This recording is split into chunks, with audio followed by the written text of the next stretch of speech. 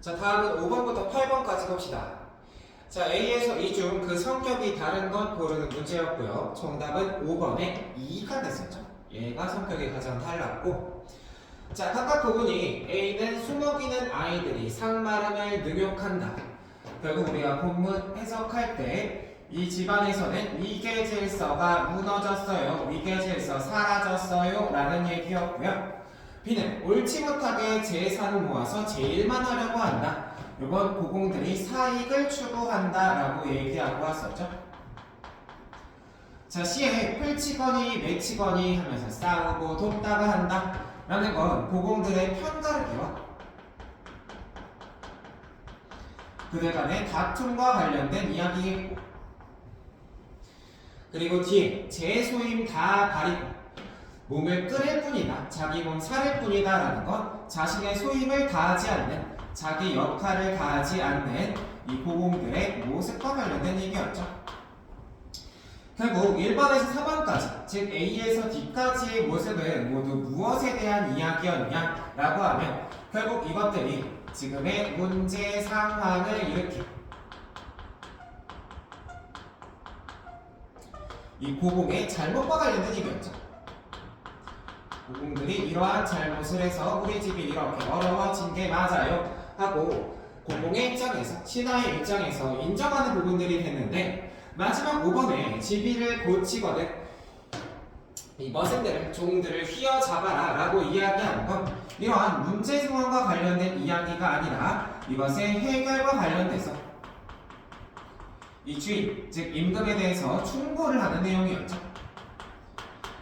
저 위에 A에서 D까지는 현재의 문제 상황, 즉 고공의 잘못과 관련된 이야기가 됐다면, 마지막에 5번, 이의 경우에는 이 주인에게 충고하는 내용을 통해서 이 문제를 해결하고자 한다 라고 파악하시면 되었겠네요.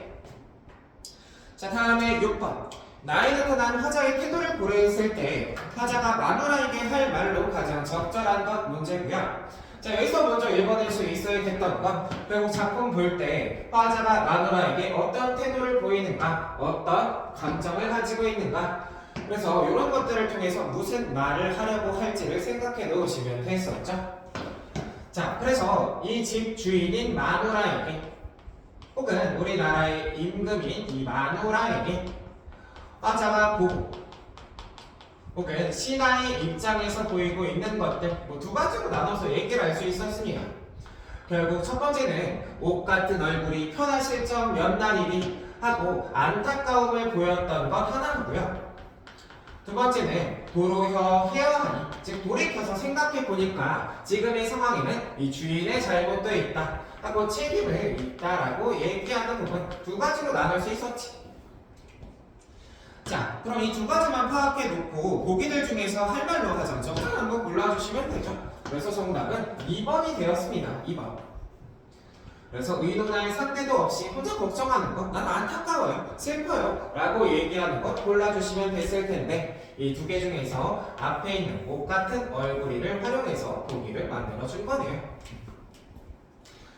자, 7번은 나의 창작 의도와 관련된 문제였습니다. 그래서 가랑 관련지어서 나를 읽어봐. 이때 창작 의도는 무엇이니? 하고 봤을 때 결국 나의 작품을 크게 파악하면 두 가지로 나눠야 되겠죠.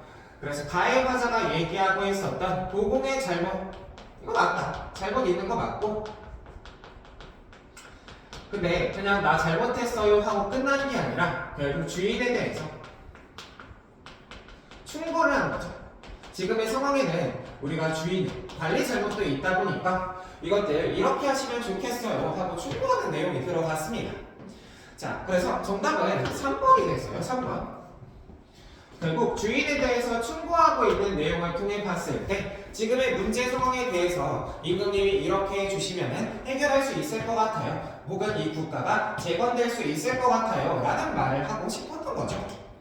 요거 1번하고 2번 보는 친구들도 꽤 많았는데, 일단 1번이랑 2번 정도만 같이 파악해 드리면, 무능한 시대를 대체할 수 있는 새로운 인재를 등용할 것을 주장하기 위해서 나를 썼다 하면, 지금 무능한 사람을 싹 다 자르고 새로운 인재 뽑읍시다 라고 얘기하고 있는 건 가의 창작 의도죠. 즉 내가 주인의 입장에서 무능한 애들 다 잘라버리고 새로운 애들 뽑아야 되겠다 라고 얘기하고 가였어요. 나가 아니라. 그리고 2번이랑 헷갈렸던 건 결국 임금 책임이 있다고 얘기는 했거든. 근데 이것이 결국 주인에 대해서 당신의 책임도 있습니다 라고 얘기한 게 지금부터 네가 잘못한 거 반성해 라고 얘기하라고 쓴 건가요? 결국 이러한 저러한 충고를 던지게 되면서 종들을 휘어잡아야 한다, 상벌을 밝혀야 한다, 또 나이 많은 신하들을 믿어줘야 한다, 이것을 통해서 국가를 재건해야 한다 라고 말하고 싶은 거지. 이거 다 당신 잘못이니까 반성하십시오 이 말을 하고 싶은 게 아니죠.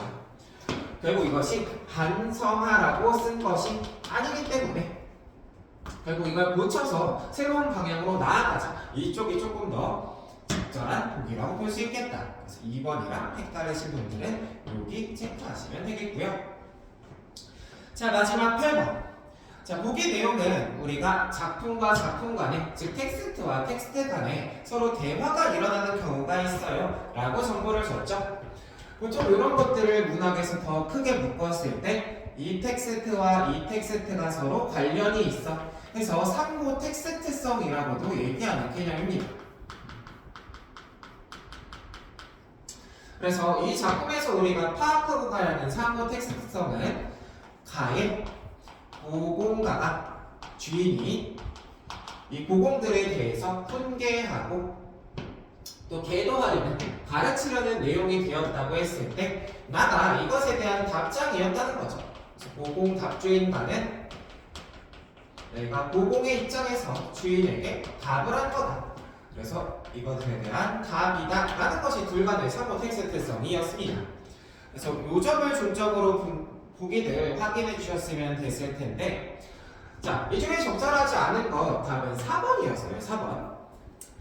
자, 나의 전 인물들 간의 대화를 통해서 가의 청자에게까지 공감의 확대를 꾀하고 있다 했는데, 일단 인물들 간의 대화를 통해서 전개되고 있다라고 보기도 어렵죠.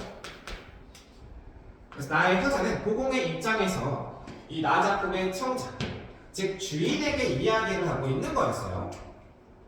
그리고 뒷부분도 완전히 잘못됐죠. 가의 청자는 고공이었는데 고공들에게까지 공감의 확대를 꾀하고 있다. 이 부분에 대한 설명도 완전히 잘못했잖아요. 그래서 우리가 4번 같은 경우에는 일단 형식상으로도 묻고 있는 내용상으로도 완전히 잘못되었다. 이렇게 체크해 주시면 돼요.